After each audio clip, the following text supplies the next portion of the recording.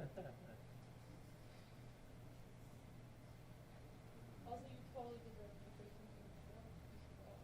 couldn't even use my 2019 vacation.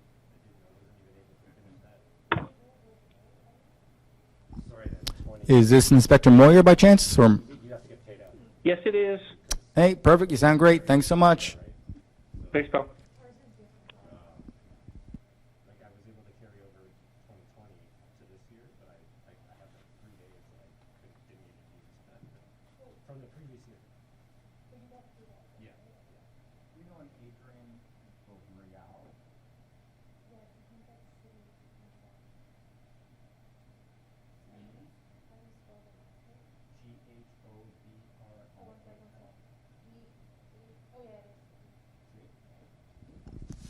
Good afternoon, Adrian. Can you unmute and give us a quick mic check, please?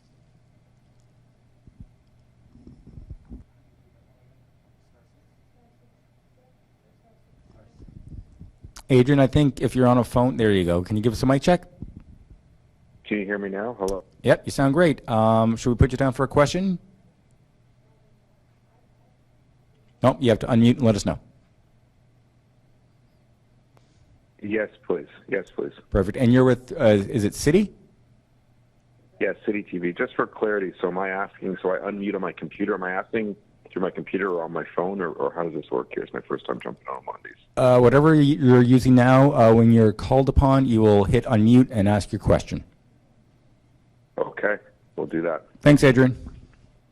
Thank you.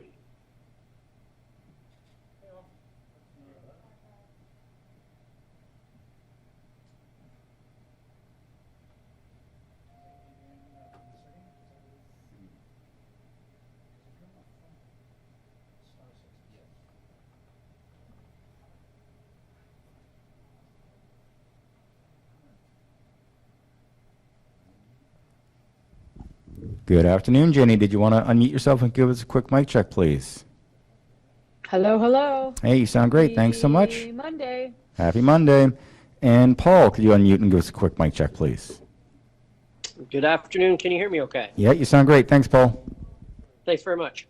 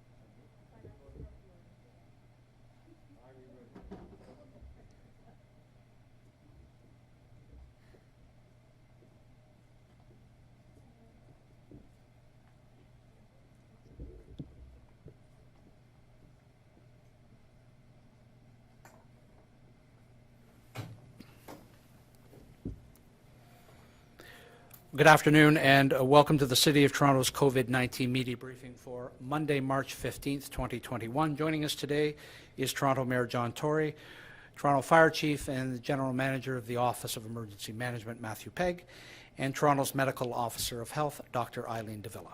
Mayor Tory? Well, good afternoon and thank you, Brad. Subject to questions of supply, our work to get as many people in the City of Toronto vaccinated as soon as we can continues, and within those constraints we continue to make progress.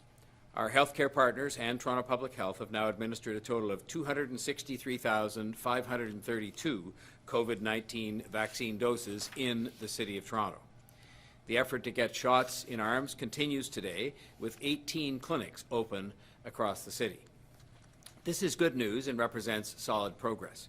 As you know, on Friday, we opened up registration for a further 133,000 vaccine appointments between March 17th and April 11 to be delivered at city-run immunization clinics. Residents 80 and over will be able to get their vaccine at the Metro Toronto Convention Centre, the Toronto Congress Centre, and the Scarborough Town Centre starting this Wednesday. To accommodate more appointments, 2 more city-run clinics will be opened on March 29th at the Malvern Community Recreation Centre in Scarborough and the Mitchell Field Community Centre in North York. And our 6th clinic at the Hangar in North York will open on April 5th. These 6 clinics will be open and operating 7 days a week from 11 a.m. to 8 p.m. with consideration to modifying those hours dependent upon take-up experience and supply. I know people are eager to get the vaccine. 11,178 people booked COVID-19 vaccination appointments in the first 3 days that the registration system was up and running.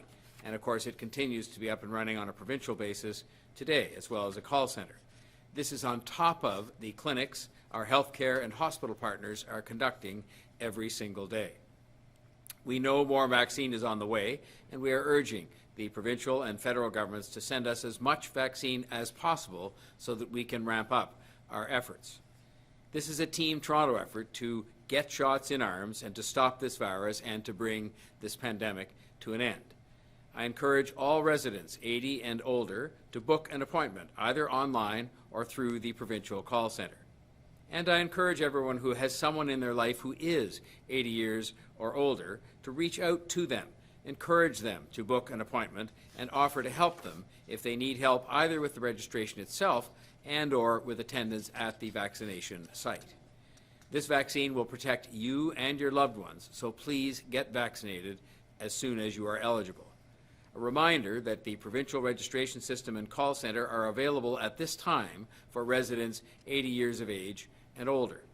Similarly, the Toronto Mass Immunization Clinics will initially be reserved for 80-plus residents, so we respectfully request persons not in that age group not to try to register for or attend at those clinics at this time.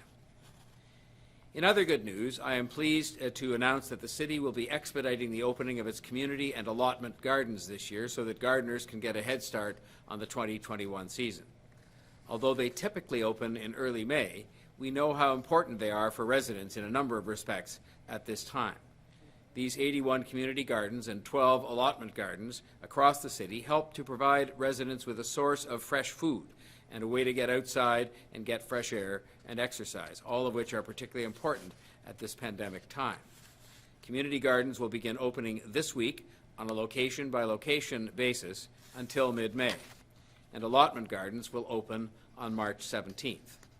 City staff will be reaching out to residents who are permit holders and to community groups to provide them with the information they need and with the health guidelines that must be followed. And this is a very important thing to keep in mind. There will be, on a continuing basis, health guidelines that must be followed in the use of these gardens. This has all been done under the advice and the direction of Toronto Public Health, and public health guidelines are in place to make sure that the gardens can stay safe and can stay open. I know this news will be most welcomed by our permit holders and community garden volunteers. Annually, more than 1,300 people use the city's allotment gardens to grow their own food and plants.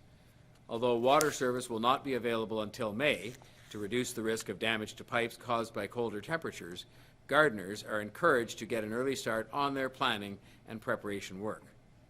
These gardens have become a significant part of the lives of many of our residents. Each year, the city's community gardens and their volunteers support more than 25 community agencies and provide them with 2,000 to 5,000 pounds of fresh-grown Toronto produce. I would like to thank our very dedicated Parks, Forestry and Recreation staff who have once again ensured that we're able to offer programs and services tailored to Toronto's public health conditions, and who have once again made sure that a program like this can be not just offered, but offered early. We have worked throughout the pandemic to keep Toronto's more than 1,500 parks, natural areas and public spaces open and clean and safe, and we will continue to do that work. And as we move further into the spring and a further reopening, we will have more details about our parks and recreation services. We know people will want to get, more so than ever, safely outside this spring and summer, and we are working to make sure that our city's facilities are open as they can be for people to enjoy. In advance of the reports from Chief Pegg and Dr. Davila, may I just say, as I have a number of times in the past few days, that Dr. Davila, myself, Chief Pegg, and a number of members of our respective teams are engaged in virtually continuous discussions about the way forward for the City of Toronto in terms of public health restrictions, taking as full account as possible, as I've previously stated, of a wide range of factors, including business conditions, regional realities, the psychology of people, and most importantly of all, of course, public health considerations, as we try to fashion advice to the province and to ourselves, which can both protect health and move us forward safely. On that note, I will ask Chief Pegg if he would present his report for today. Thank you, Mayor Tory. Good afternoon. On March 12th, the opportunity for Toronto residents 80 years of age and older to schedule their COVID-19 vaccination appointments via the online booking system opened. I'm very pleased to report that the interim online system performed extremely well over the weekend, with more than 11,000 Toronto seniors successfully booking their appointments online. This morning, the full provincial booking system, including both the online booking portal as well as the provincial call centre, went live across Ontario. With the provincial booking system coming online this morning, any Ontario resident born in 1941 or earlier is now able to book their COVID-19 vaccine appointments in the clinic and on the date and time of their choice, based on availability. As Mayor Tory advised, beginning on Wednesday, March 17, we will open city-operated mass immunization clinics in Toronto inside the Metro Toronto Convention Centre, Scarborough Town Centre, and the Toronto Congress Centre. On March 29, we will open our clinics inside the Malvern Community Recreation Centre and the Mitchell Field Community Centre. And on April 5, we will also open our clinic inside the hangar in Downsview Park, bringing the total number of city-operated COVID-19 mass immunization clinics to 6. At present, each of the city-operated mass immunization clinics will operate between 11 a.m. and 8 p.m. 7 days per week. When operating at full planned capacity, we will have the ability to administer up to approximately 235,000 COVID-19 vaccines each week in the city-operated mass immunization clinics alone. I strongly encourage everyone who was born in 1941 or earlier to make your appointment for vaccination now. If you have an Ontario Photo Health Card, you can book using the online registration system, which can be accessed via covid19.ontariohealth.ca. You will need to enter the following information as part of the booking process: the information found on your Ontario Photo Health Card, your birth date, your postal code, and an email address and/or your phone number. If you do not have an Ontario Photo Health Card, or if you require assistance in booking your appointment, please contact the Provincial Call Centre at 1-833-943-3900. The Provincial Call Centre is available from 8 a.m. through 8 p.m. 7 days per week. Please do not contact 311 nor Toronto Public Health for assistance in booking your COVID-19 vaccination appointment, as our staff are not able to access the COVAX system on your behalf. I'm pleased to report that we now have completed the setup inside the North Toronto Memorial Community Centre location, and we have commenced setup operations inside the Carmine Stefano Community Centre. Following the completion of setup operations inside Carmine Stefano, we will commence with setting up the final city-operated clinic inside Cloverdale Mall. The North Toronto Community Centre, Carmine Stefano Community Centre, and Cloverdale Mall clinic locations are planned to open in April, when vaccine availability permits. Once these clinics come online, appointments will be made available in the provincial online booking system and via the provincial call centre. In addition to the 9 city-operated clinics, more than 350 additional clinics are planned across the city, including clinics operated by hospitals, Ontario healthcare teams, community healthcare partners, primary care providers, and pharmacies. This is truly a Team Toronto effort, with all of the partners working together to get us all vaccinated as very soon as possible. I want to be clear that only those who were born in 1941 or earlier are able to book appointments in city-operated mass immunization clinics at this time.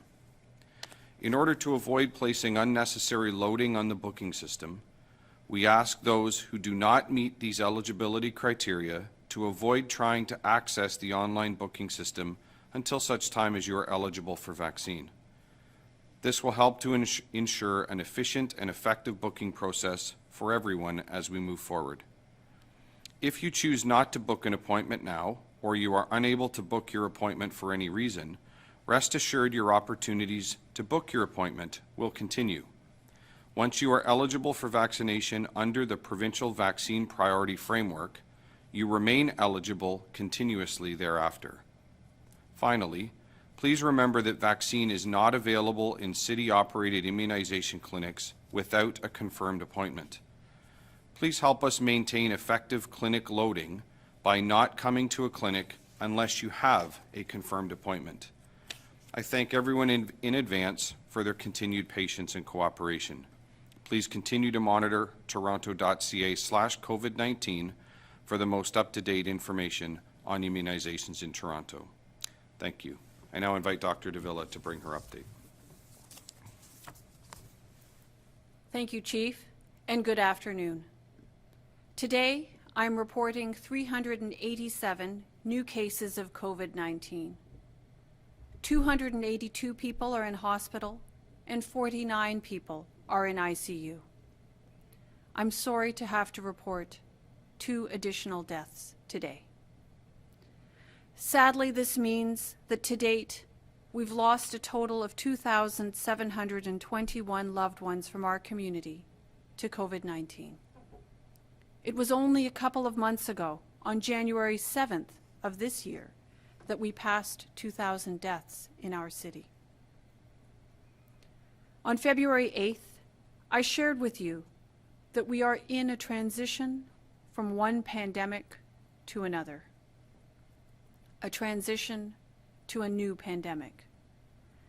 This was after it was confirmed that the UK variant B.1.1.7 was in Toronto. Since that period in early February, 3,516 COVID-19 cases have screened positive for virus mutations. We should all be concerned by what we're seeing, both here in Toronto and when we look around the world. We have many reasons to be optimistic with the news of increased supply of vaccine. But I must be clear, the pandemic is not over. The COVID-19 variants are triggering third waves in Europe. Several countries are imposing new lockdowns or restrictions. Italy, where we all recall the shocking death toll at the beginning of the pandemic a year ago, locked down a majority of the country again today. Cases there were up 10% over the last week. All of Italy will be locked down until the Easter weekend to reduce the spread of the variants during a time when people are often together as congregants to worship or as family marking the holiday. Italy isn't alone. German officials have acknowledged a third wave. France has increased restrictions with pressure rising around the idea of another lockdown. Poland, Hungary, and the Czech Republic are also seeing case counts that are beginning to match previous highs. All of this is attributed to the spread of COVID-19 variants. Here in Toronto, the variants raise the question about where we go from here. A decision will be made this week about where we best fit in the provincial COVID-19 response framework. I want to be clear. I only recommend restrictions when they are necessary to protect the greatest number of people from widespread risk of infection. I share everyone's desire to get back to normal. From a public health perspective, employment is one of the key determinants of physical and mental health. We often refer to the toll the pandemic is taking on mental health. My concern is how it affects everyone. Even at its mildest, the stress of living in this state of suspended animation is a burden. Overall, I'm also concerned by the numbers I see.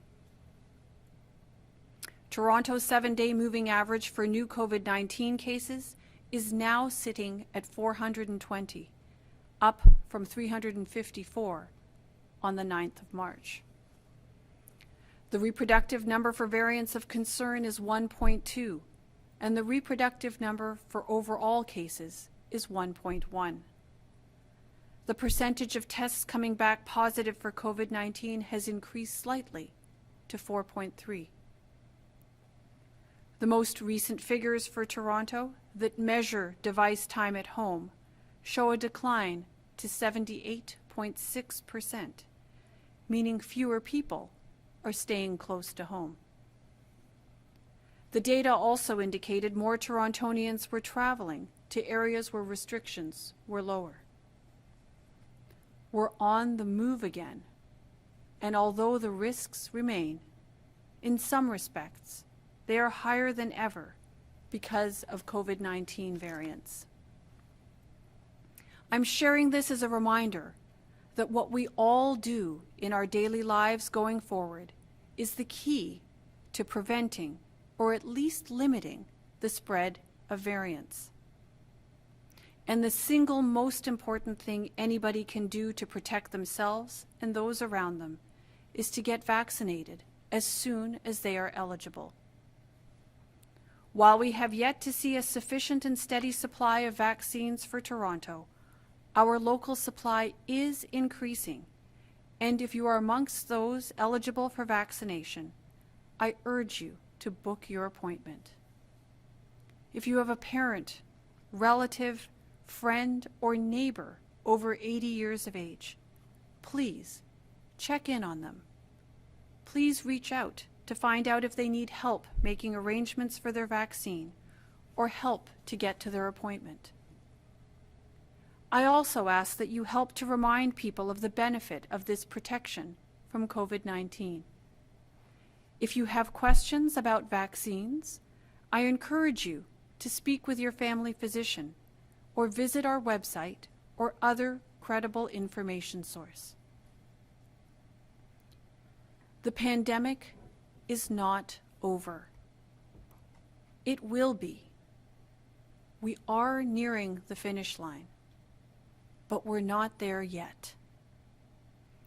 I know everybody is tired of hearing we're almost there and frustrated with living as we're required to live in order to protect ourselves and protect the people around us. I share everyone's desire to get back to normal. Let's aim for a good summer. Let's finish strong by continuing to practice the steps for self-protection. This is a choice that only we can make for ourselves and for those around us, while vaccination efforts ramp up in our community. I'll now hand it over to Brad for the questions. Thank you, Dr. Davila. A reminder to reporters to please unmute yourself before asking your question. We'll go first to Brian Passafium from the Toronto Sun. Brian? Good afternoon, everybody. Hope everybody had a great weekend. First question, whoever wants to answer it. Last week, Mississauga Mayor Bonnie Crombie called on Dr. Lowe, the Peel medical officer, to move her city from gray into red. What's your reaction to that, and would you support the province moving Toronto into the red this week? Well, I had a meeting, as I do every Monday, with Mayor Crombie and the other mayors from across the GTHA today, and we all talk about our respective health numbers, we talk about our business conditions, and a host of other things. And I think that, obviously Mayor Crombie speaks for herself and for her city. In our case, I indicated to her today, the following. We are engaged in virtually continuous discussions involving the Chief Medical Officer of Health, myself, and others, where we are trying to figure out what the best advice and circumstances are for the City of Toronto, taking into account health considerations, the psychology of the people, the regional realities, and business conditions in no particular order, except that health always has to come first. And so we will formulate from that the best advice that we can. This is not about picking a color out of a hat or picking it off, a sort of a wheel in terms of the conditions that exist. It's about taking into account the actual health conditions, which Dr. Davila has outlined today, together with things like the business conditions and the psychology of people and what's going on in the rest of the region, and coming to the best possible answer we can that we believe is right. And that, in turn, is the subject of a recommendation made to the province, who make the decision. So we'll do what's right, as we've tried to do throughout. Okay, second question is, how hopeful are you that Toronto will be moved to the red zone in time for the anticipated restart of Cafe TO? Again, I think that I would love for Toronto to be moved to the green zone as soon as possible. But, you don't live in a world where you get to make a wish and it comes true, except in Aladdin's lamp. And so in this, circumstance, we have to take account of the health realities, combined with the psychology of people, which is very important, and their habits and behavior, combined with the realities of this region and the state of the economy. And those are discussions we're having continuously, and we talk about them, all together, not as any one. And I hope we can move to less restrictive circumstances as soon as we can, and as soon as it's the wise thing to do, as soon as possible. So if I can just add one little piece to that, it would be this, that, we take every recommendation that we make very seriously. These are not decisions or recommendations that are made lightly. And as I mentioned in my remarks, certainly when it comes to any recommendations around restrictions, those are only made when they're absolutely necessary to protect the greatest number of people from the risk of infection. We are absolutely looking at all the different circumstances, and clearly COVID-19 and risk of infection is chief amongst them. But it is a very carefully considered, a very, very conscious recommendation that is made, taking into account the many, many factors that contribute to health. Thank you. We'll go next to Francine Copen from the Toronto Star. Francine, go ahead, please. Oh, hi. My question is for both Mayor Tory and Dr. Davila. You've mentioned a couple of times the psychology of the people, and I'm wondering what your concern is on that front. Is concern about, the current psychological state of residents, is that giving you pause when you think about whether or not we should go into another lockdown? Because the numbers don't sound very good. I'll give you the lawyer's answer first before we call on the doctor. When I make reference to the psychology of the people, I think I'm referring to two things. The first is looking at their actual behavior. There does come a point in time with different rules that they can lose some of their effectiveness if people are behaving quite differently than the rules are meant to induce. And I think that's just a reality that you have to take into account in making a determination as to what rules you believe should apply going forward. And then the second part is to do with people and their state of well-being overall, or lack thereof. And, Dr. Davila has been wonderful all throughout this in I guess, doing what a professional in her field of endeavor would do, which is that you take account of the entire well-being of people, including their mental and psychological well-being, and it isn't just about COVID, it's about people's overall state of well-being. And so I always mention that in the two respects as one of the factors that you have to take into account. But I do that as a non-medical person, but just as a person who knows that people's behavior and their attitudes are something you have to think about when you're putting together restrictions or regulations that affect their lives. So I think the mayor has summarized that quite nicely, and as I made reference to in my remarks, we certainly do have to consider the overall state of health of the population and what makes the most sense to improve and to protect overall health. I think the other component here, and perhaps the medical way of saying what the mayor was just saying, is that there is an adage or a maxim in medicine that you actually have to meet the patient where they're at. So I think we have to be reasonable around what is doable, what is possible in respect of the course of treatment that's being recommended for the patient, and cognizant as to whether that course of treatment or the recommendation is something that is actually implementable and doable on the part of the patient. So it's a combination of looking at all of these things that goes into the decision-making process. My second question is, Dr. Davila, given your emphasis on the other countries that are locking down again and the rise in the reproductive number and other, concerning statistics, my takeaway from this is that we're looking at the possibility of another lockdown. Is that accurate? Francine, at this point in time, it's a little early to say. I do think we have to constantly be looking at what's happening in other jurisdictions. That's part of informing what makes the most sense for us here. That's part of seeking out the best available evidence and understanding what actions we might want to take here in order to best protect and promote the health of our residents.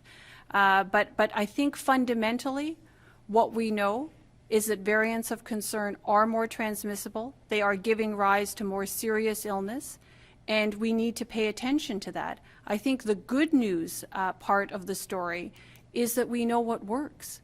We know that public health measures and public health actions, the actions for self-protection, maintaining our distance, wearing our masks, these kinds of things actually do make a difference. So I think it's really important that we all remember that much of this is still very much in our hands. The more we're able to maintain that distance, the more we're able to wear our masks as much as possible, and the more we're able to get vaccines as our turn becomes available, the sooner we will get to the other side of this. Thank you. We'll go next to Matt Bingley from Global News. Matt, go ahead, please. Hi, good afternoon. Dr. Davila, the Ontario Hospital Association is saying that the data they are seeing is showing that we are in a third wave now. I'm just wondering, from the reproductive number that you're seeing in Toronto, as well as the rise in the 7-day average, would you say that Toronto is experiencing the start of a third wave as well? Matt, to my mind, it's still early to say. Certainly, this is not the direction that we want to see the numbers go in. But as I just mentioned, I think we actually have a great deal of control here. We know what actually makes a difference if we would like to see those numbers turn around. We know that it comes down to those self-protection measures, to really maintaining our distance from others, particularly those with whom we don't live, and as well wearing our masks as much as possible, well-fitting masks, really keeping our distance, washing our hands. I know that these have been said time and time again, but as it turns out, even when we're dealing with variants of concern, with all the characteristics of transmissibility and more serious illness that they're associated with, we know that these measures work. So I just can't emphasize enough that we have a great deal of power in our own hands, all of us together. We know that we can actually control and limit the spread of variants, and I would urge everybody to continue that vigilance in those self-protection measures. And I guess this might be a question for both you and Mayor Tory, but when you look at the mobility numbers, you're saying that you're seeing that data is showing that people are moving elsewhere. When you're talking about that regional aspect of where we move next in restrictions, is that what you're looking at to see, people are just going to go somewhere else to do their shopping when you're considering businesses, or would you like to see the province adopt more of a wider approach to the GTA? So, we know that in the Greater Toronto and Hamilton area, there's a great deal of mobility, between the various jurisdictions, some of which is related to work, and some of that is essential work. So I think we do need to keep an eye on that and recognize that that's certainly part of the picture here. But fundamentally, I think the advice has continued to be, even at the provincial level, to, stay as close to home as much as possible. This is the reflection, or that is the manifestation, if you will, of really distancing to the greatest extent possible. So when it comes to, what restrictions should be put in place and whether we're talking about a regional approach, that's well within the provincial purview. That's for them to consider. But I would say that at the end of the day, if people do maintain their distance to the greatest extent possible, that does look like staying at home as much as possible, and when they have to go outside, only going out for those most essential of activities, wearing their mask as much as possible when they're doing that, particularly if they're interacting with others. So, we have much power within our own hands to shape the future and to help get us back to life more like it was before COVID-19 at the earliest possible moment.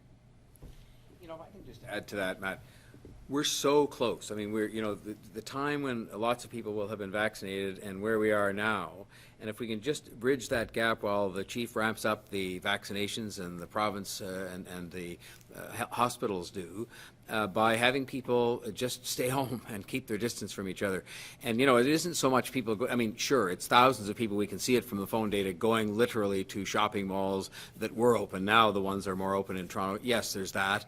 But every day you just look at the traffic cams on the Gardiner, the Parkway, the 400, people pouring into Toronto to come to work, and in many cases we need them to come to work, but I think the more of those people, as we've said all the way along, that could stay home, the more of the people that could stay home, except for, kind of a very, say, rare weekly shopping trip out and that kind of thing, we'll bridge that gap between today and when we get people, vaccinated in very high numbers, and the R number starts to go down and we see numbers that are going in the right direction. But in a way, all this color coding, it matters because it puts rules in place, but really people's decision just to sort of carry on with some of the good work they've been doing matters more than the color coding does.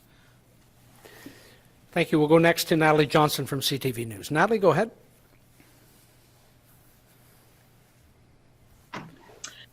Hi there. I understand that moving to a 24/7 model at the mass vaccination clinics is part of the plan for the city and is contingent on vaccine supply, but can you provide an update on when, based on your supply forecast, we might be moving to the 24/7 model?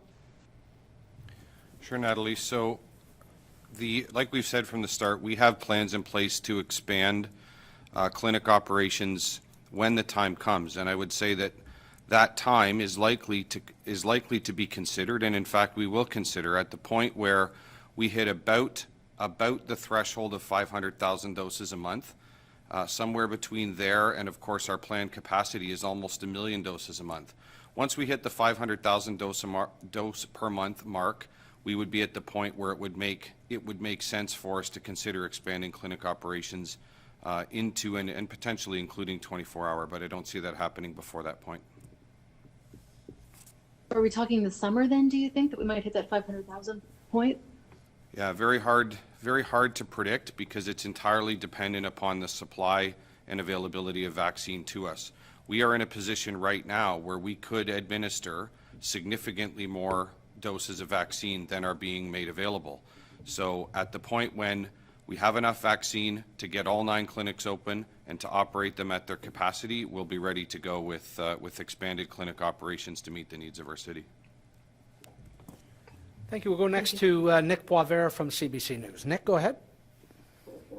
Hi, thanks, Brad. This could be for, I think, anyone at the table there.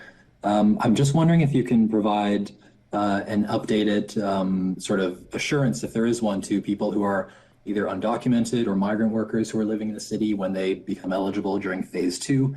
Are there any assurances to people in that situation that they're not going to have their sort of immigration status exposed or passed on to anyone in any way? So Nick, why don't I take that question? Our understanding is that there are ways for which those who have undocumented status here to be able to get access to vaccine, and it's my understanding as well that there should not be any risk to their immigration status as a result of having received vaccine. We want people to get vaccine. It is part of protecting themselves and protecting our community as best as possible. And frankly, their immigration status is not relevant to whether that protection is provided to that individual and to those around them. Okay, and I see as well that at the moment there is a requirement for some type of government ID in order to book one of the appointments. I see that the city says that there's some work being done to maybe change that. You know, we're now maybe just a couple of weeks away from phase 2 and essential workers being eligible. How soon can we expect a change on that front? So, you know, let's be clear. This is a medical intervention, right? This is still, it's a vaccine, and it is a treatment or a preventive treatment. So it is important that there is a record maintained. And it's clear, it's important that it's clear, particularly with a 2-dose vaccine, that the 2 doses are given to the right person, that they're given at the right interval, and that if there is any sort of follow-up that's required, it's important to know what vaccine was given when. So I think that's first and foremost, that there needs to be a clear medical record for a medical intervention. Now, we don't want that to, you know, disrupt or interfere with any other issues that there might be. But this is a provincial system, and it's our understanding that they are working through with each of the jurisdictions around the province how best to make sure that we're able to identify individuals properly without compromising them in any way, shape, or form, but in a manner that allows them to receive this preventive medical treatment safely and appropriately. Chief? Yeah, if I may just add to that, just to clarify, and maybe a little bit of an exclamation point, anyone who has the photo health card and has that documentation can book online. Anyone who is in a position today where they do not have a photo health card, and that would include those folks that either don't have one at all or those folks that have one of the old red and white cards, can book. That is a function and a service that is provided through the provincial call center. That's available to everyone at 1-833-943-3900. So anyone that meets the criteria at this point in time, born in 1941 or earlier, who do not have the ID requirements to book online, do it through the provincial call center, and that team is prepared, ready, and able to help. Okay, thank you. We'll go next to John Chidley-Hill from the Canadian Press. John? Good afternoon, everyone. My question is for both Dr. Davila and Chief Pegg. The provincial booking portal came online today. I was just curious if either of you were aware of any issues with it working, or if there have been any hiccups in combining the Toronto pre-registration system with the provincial system. I'll certainly start. So I can say that we brought, as you know, that the province of Ontario brought the City of Toronto onto the online booking portal late last week. And I'm very pleased. It worked seamlessly over the course of the weekend to the point where more than 11,000 people successfully booked through that online portal. It, of course, was taken down last night and overnight, and then the full provincial system came on this morning. And what I can say is that appointments are continuing to be booked on a very steady basis. We know that more than 2,000 additional appointments have been booked in city-operated clinics this morning, and that is ongoing. So at this point in time, to the best of my knowledge, it continues to work. We did hear, as I'm sure many have, did hear some concerns being raised. I know that the provincial team is absolutely on that. Our team is monitoring as well. But at this point in time, the experience thus far has been great. Follow-up, John? Yeah, sorry, Chief Pegg, I have a follow-up for you. I see you just put your mask back on. Okay. Sorry about that. You mentioned that having 500,000 doses available was one threshold that the city is looking for in terms of being able to ramp up vaccinations. I'm curious, are there any other milestones or benchmarks you're looking for in terms of supply to open up more clinics, or opening up vaccination availability to other age groups or population groups? Well, those are actually two different things. So with respect to our ability to expand clinic operations and open the remaining city-operated clinics, that is entirely based upon vaccine supply. So we need to have the supply and the assurance of that continuous supply in order for us to open and to continue in a sustained and consistent manner. So that's a supply issue. I'll actually pass to Dr. Davila, but with the decision with respect to when additional priority groups are brought on board and when additional age eligibility groups are brought on board is a decision of the province of Ontario in accordance with the provincial vaccine priority framework. Dr. Davila? Yeah, I don't know that I can say it any better than that. As the chief indicated, there is a provincial prioritization framework. That's the framework under which all of us are operating, whether we're talking about local public health units or other vaccination partners within our jurisdictions. So we're following that framework, and as the province moves us all through that framework, that's how new groups become eligible for vaccination. All right, thank you. We'll go next to Dave Ryder from the Toronto Star. Dave?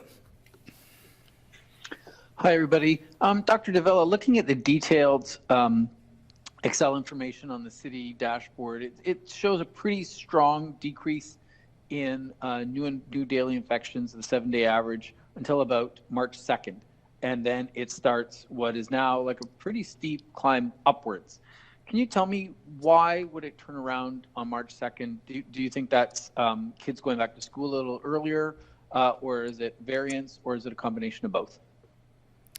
You know, Dave, I'm not sure that it's that anyone can say definitively at this point in time. You know, here we are on March the 15th. We're only looking back a couple of weeks, and I think it does take a little bit more time and a little deeper an investigation to fully understand what happens within the context of a pandemic. But fundamentally, given what we know about how this disease spreads from one person to the next, what we're talking about is increased interaction between people, and interaction of the sort that's close enough that they are able to get into contact with the respiratory secretions of one person to the next. So, you know, it may have occurred through, you know, all the places where people congregate. Schools would be one of them. But there are many other places within our community where that does happen. And sometimes it's you know, solely at a personal level, you know, social interactions.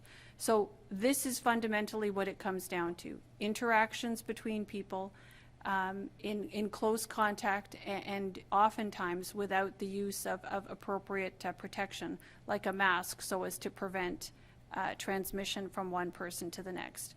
That's why when we're talking about, you know, where we go from here and, you know, how best we get ourselves to the other side of this pandemic, you hear us talk time and time again about vigilance around those self-protection measures of keeping our distance, staying at home as much as possible being the ultimate in distance, and then wearing our masks as well in order to prevent transmission and to protect ourselves from transmission.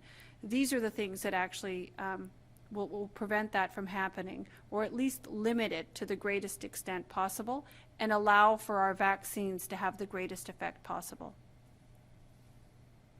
Thank you. And then the follow-up, I guess, to you or Mayor Tory, if you want to add in, is when you talk about where we go from here, can you tell us what day you expect to make the recommendation? And is this a regular? Is it like every 2 weeks, or how often are we going to look at whether we stay in gray or whether we move to red, I guess, given all what's going on with the variants and everything else? So ultimately, that decision really rests with our provincial counterparts. But certainly here, we're having regular conversations daily, as you heard from the mayor, around what we're seeing on the ground and how that needs to be considered in our deliberations and in what recommendations come forward. And over the course of this week, I expect that we'll be having regular conversations and increasingly regular conversations with our provincial counterparts around how best to proceed, recognizing that we all have this shared goal. We want to protect and promote the health of the people of this city to the greatest extent possible. And we're talking about that overall perspective on health that you've heard us speak about earlier this afternoon. Yes, we're looking at COVID-19 risk, but we're also looking at overall physical and mental health of the population and what makes the most sense at this point in time, at this phase of the pandemic, and at this phase of the vaccination campaign rollout. I'll simply add to that from the non-medical perspective that I'm quite straightforward in saying these discussions happen continuously. As Dr. Davila would tell you, we talk about this virtually every day. And we talk as well, not just to each other, but to stakeholders. I talk to the Premier and the Minister, and our offices speak with each other. I know Dr. Davila talks with her health counterparts. So we're talking, and I talk to the other mayors, for example, even as recently as today. So it's a continuous discussion. The province generally wants to hear from us, every so often on this in terms of our advice, because they have their own series of meetings that go on. And as you know, each week they make some changes to somebody's designation or to some of the rules like they did this past Friday. And I just think we want to be in a position where when they ask and when we decide it's time, that we have advice to offer them that's thoughtful, that is consultative, and that represents what we think is in the best interests of Toronto, knowing that not only do we want to keep things safe, like Dr. Davila said, but we want to absolutely positively avoid, as much as we possibly can, a chance of a further extensive lockdown that we've just started to come out of. Thank you. We'll go next to Jessica Ng from CBC News. Jessica? Good afternoon.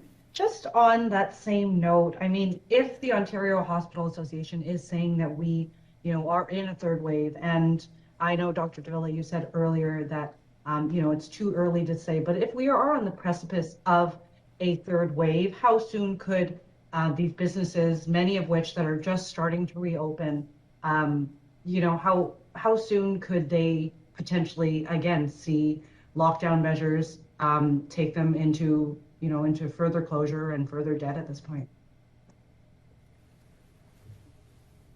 Jessica, I would say that at this point in time, it's our sincere hope that we work together, all of us, to do everything we can to avoid that. And what we do know from the experiences around the world is that distance works. The more we are able to keep our distance from each other and, to limit interactions with others only to those things that are most essential.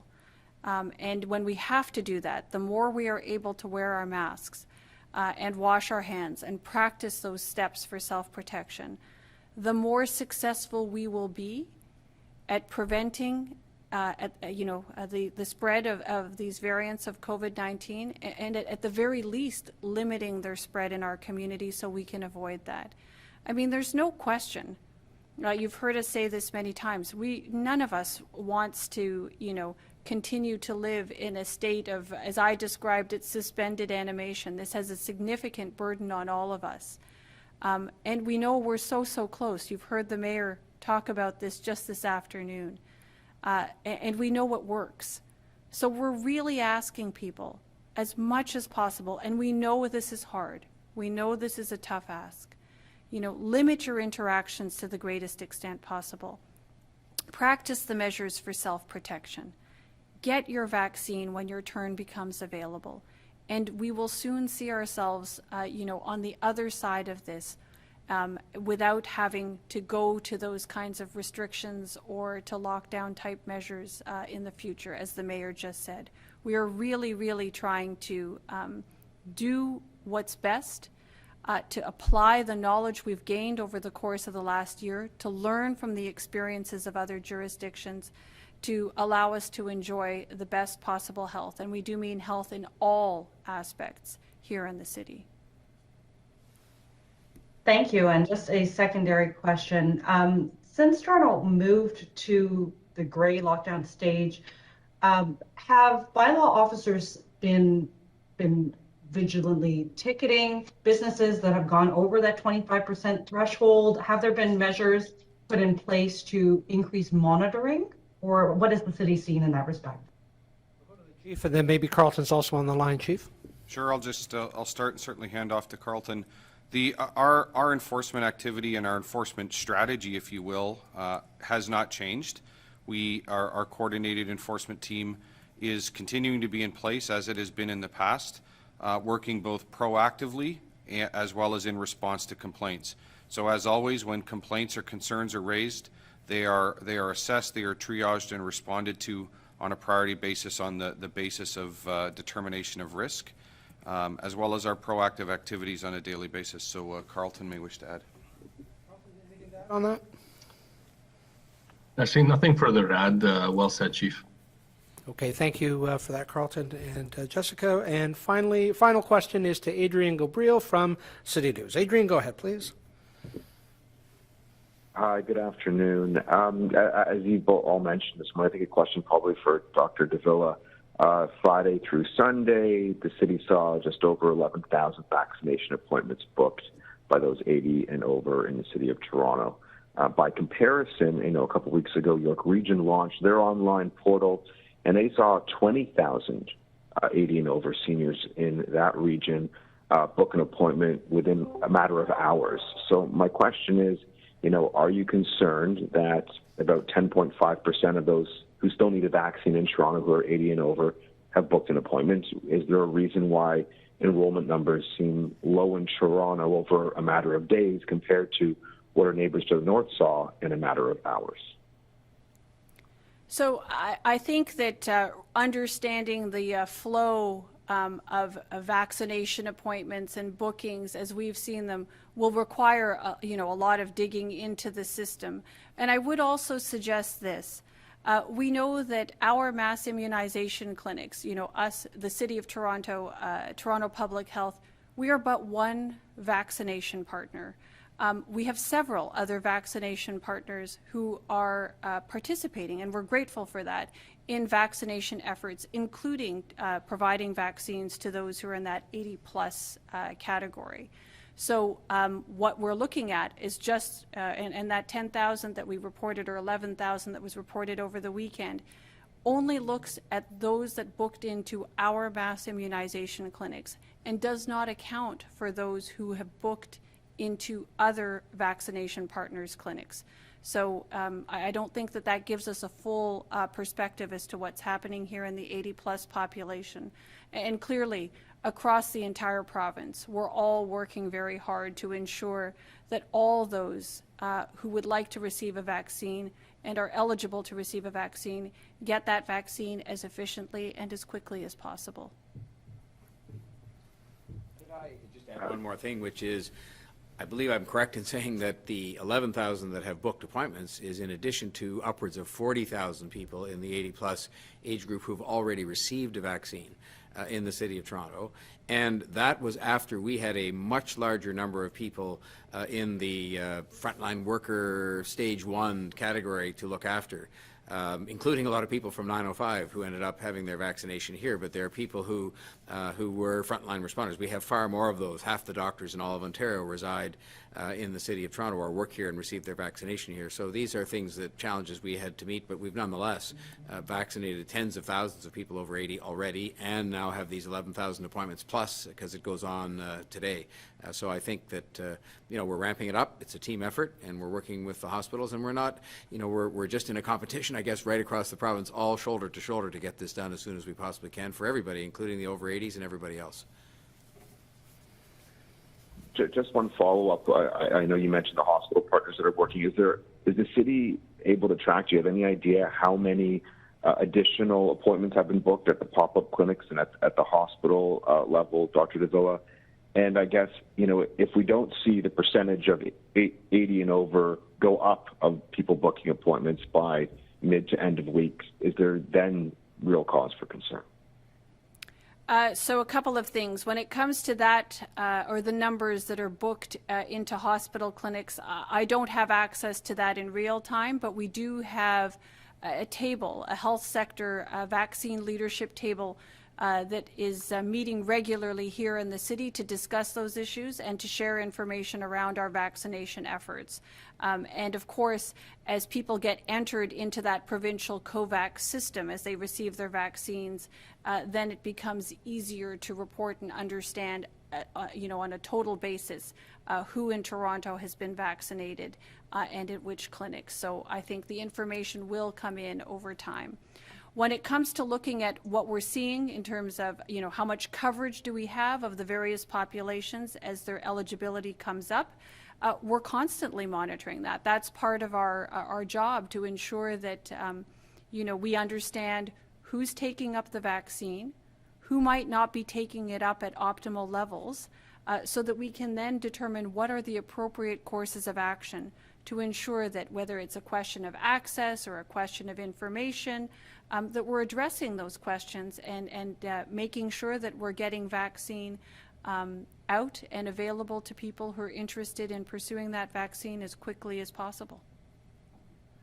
Thank you. And Adrian, I'll just add, we do issue every morning at 6 a.m. a news release with updates in terms of vaccine numbers, and I'm happy to share that with you when we conclude here.